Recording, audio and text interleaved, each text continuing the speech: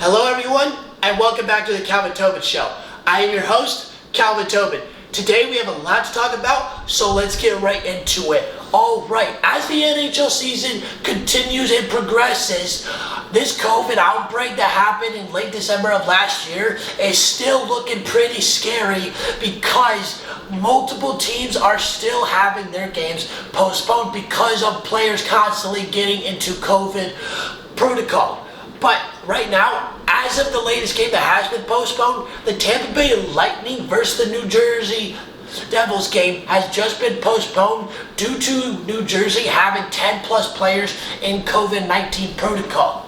Now, with this COVID outbreak, Minnesota still managed to play last night, even having 7 to 8 players out last night, including Kirill Kaprizov, who is now dealing with a shoulder injury, and who knows on how long it's going to take him to recover. But other than that, I think I can now say that Minnesota is and has got to be the clutchest team in the NHL this year because of last night. Because last night was the latest example of clutchness. And why am I saying that they are the clutchest team? Throughout this entire year, they have conducted clutch moments and situations on numerous occasions, and it's crazy for what they have done, especially in those clutch moments. Because you think, like, even with a minute left, you think that Minnesota,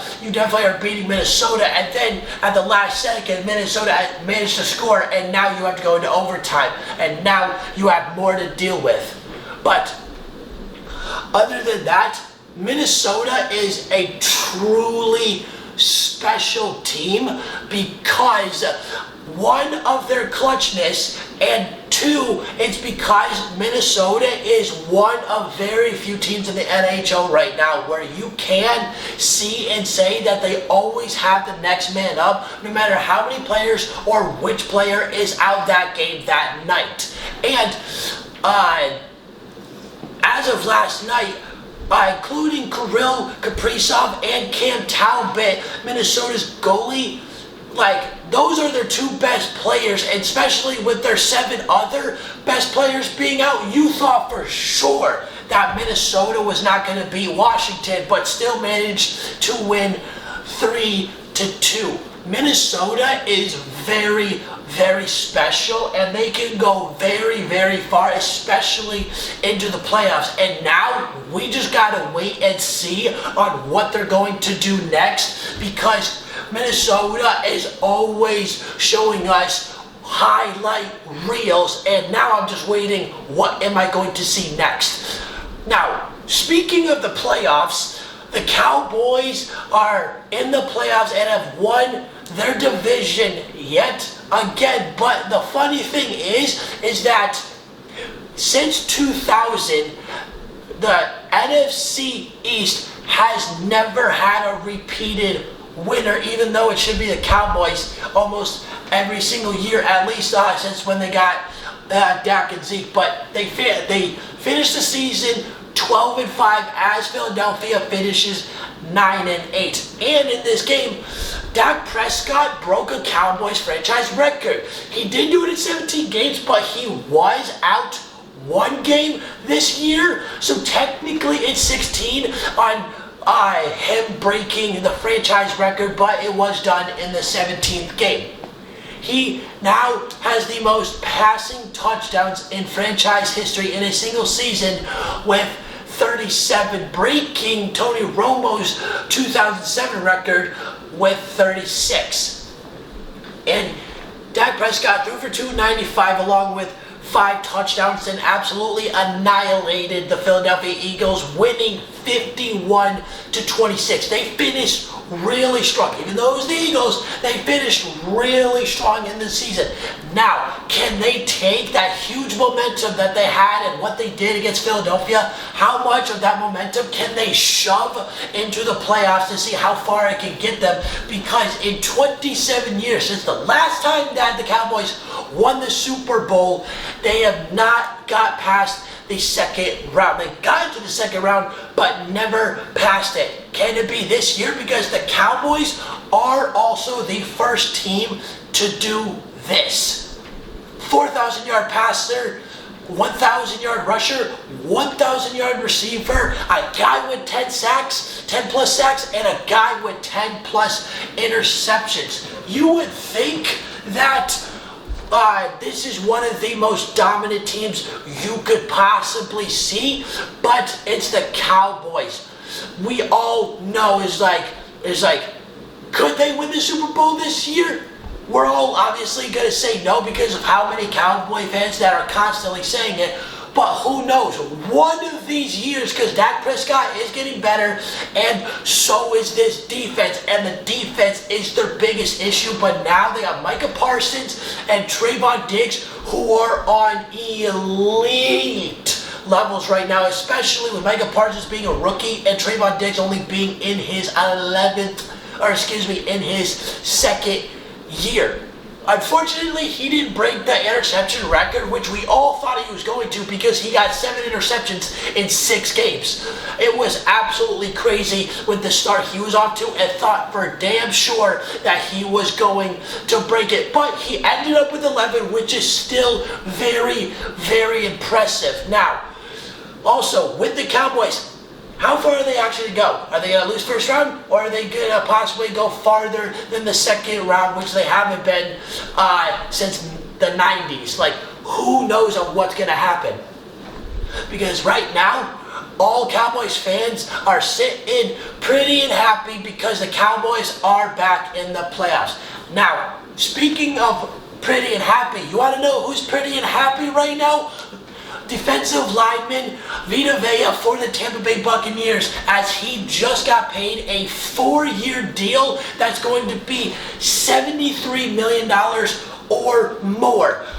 Vita Vea is worth every dime of this. Might be a little bit overpaid because he's not putting up the numbers that are worth the contract that he just got, but he is a great run stopper across that entire Bucs defensive line, and is one of the, if not the best defensive line over the last 3 years, as they have done it as nobody can pass them whatsoever. And even for the Bucs, very few teams have gotten, let alone it being this year, have gotten over 100 rushing yards just from one player. Very few teams have done it because of how dominant that defensive line is, and Vita Vea is definitely a part of that. And now he's got all the money in the world to prove himself. Is he worth that money? Is he going to get better? What is he going to do next for the Bucs, especially into the playoffs, because the Bucs are going to the playoffs back to back for the first time since 2007 and 2008. That was when Derek Brooks last played, and that feels like ages ago because that was 14 years ago. And Derek Brooks is in the Hall of Fame now, so we all know how long ago that was. But how far is the Bucs gonna win the Super Bowl? In my opinion, I do not think they are. They can go, I say they'll go as far as the NFC Championship, but I do not think that they are going to win the Super Bowl, because as of the final 3 weeks from what they have done against Carolina, even though they won 32-6, but that New York Jets game, even if they wipe out Carolina in their final game, that game against the New York Jets was a little bit questionable for the Bucs on how far that they're going to be able to go.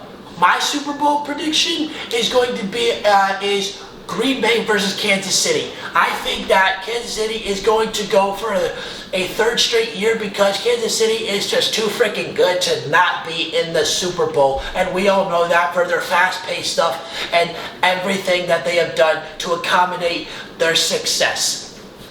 Now, let's go down to college football. Deion Sanders is changing the game. And what do I mean by changing the game? He's changing college football right now. And if you haven't heard already, he's done something that only probably a couple teams have done over the entire 153-year history of college football. And what Primetime has done, he has managed over the last two and a half weeks, get two of the top players, like they're in the top 10 of the 2022 ESPN 300 class, and he got the 6th ranked wide receiver yesterday, 6th in the nation, and he's got 2 top 10 recruits. Primetime is doing things we haven't seen before. From an HBCU school, and Primetime, he's doing it again. He's changing something for the better. He did it in the NFL, he did it when he played at Florida State, and now he's doing it as a coach.